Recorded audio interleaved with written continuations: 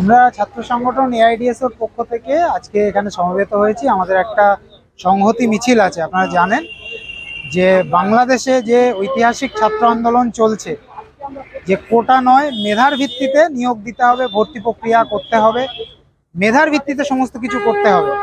এই যে দাবি, সেই দাবিতে গণতান্ত্রিক ন্যায়সঙ্গত দাবি, সেই দাবিতে ছাত্ররা যখন সমবেত হয়ে কলেজ, বিশ্ববিদ্যালয়, ঢাকা শহর সহ বাংলাদেশের রাজপথে যখন সমবেত হয়েছে, তখন আমরা দেখলাম যে সেখানকার শাসক দল আওয়ামী লীগ এবং তার যে ছাত্রফ্রন্ট, যুবফ্রন্ট, আওয়ামী লীগের ছাত্রফ্রন্ট, যুবফ্রন্টের ছাত্র নামধারী, যুবক নামধারী কিছু গুন্ডা, তারা এই যে শান্তিপূর্ণ গণতান্ত্রিক দাবিতে যে ছাত্রদের আন্দোলন, সেই আন্দোলনে তারা আক্রমণ করে এবং সেই আক্রমণের ধারাতে সেখানকার শাসকের পুলিশ তারা নির্মমভাবে গত কয়েকদিন ধরে আক্রমণ চালিয়ে যাচ্ছে।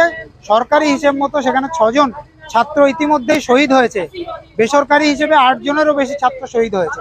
ফলে সেখানকার ছাত্ররা আজকে রাস্তায় রক্তাক্ত, শহীদ, সমস্ত লাঠি, গুলি, কাঁদানি গ্যাস সমস্ত কিছুকে উপেক্ষা করে তারা আজকে এই যে অন্যায় ছাত্রদের যে গণতান্ত্রিক আন্দোলনের উপরে পুলিশি যে স্বৈরাচারী, যে সন্ত্রাসবাদী যে আক্রমণ চলছে, যে রাষ্ট্রীয় দমনপীড়ন চলছে, তার বিরুদ্ধে তারা সমবেত হয়েছে। ফলে এই আন্দোলনটা ন্যায়সঙ্গত, গণতান্ত্রিক। আমরা এআইডিএসও আমরা মনে করি শুধু বাংলাদেশ নয়, পৃথিবীর যে কোনো প্রান্তে ছাত্ররা যখনই ন্যায়সঙ্গত দাবিতে, ছাত্রদের দাবিতে লড়াই করবে, আন্দোলন করবে, সেই দাবির ন্যায়সঙ্গততা রয়েছে, আমরা তার পাশে দাঁড়াবো।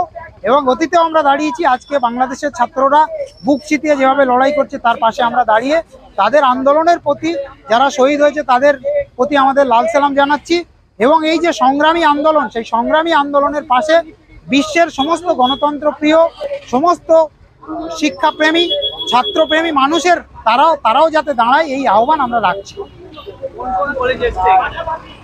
এখানে কলকাতা, মূলত কলকাতা শহরের বিভিন্ন কলেজ, বিশ্ববিদ্যালয়ের ছাত্ররা রয়েছে।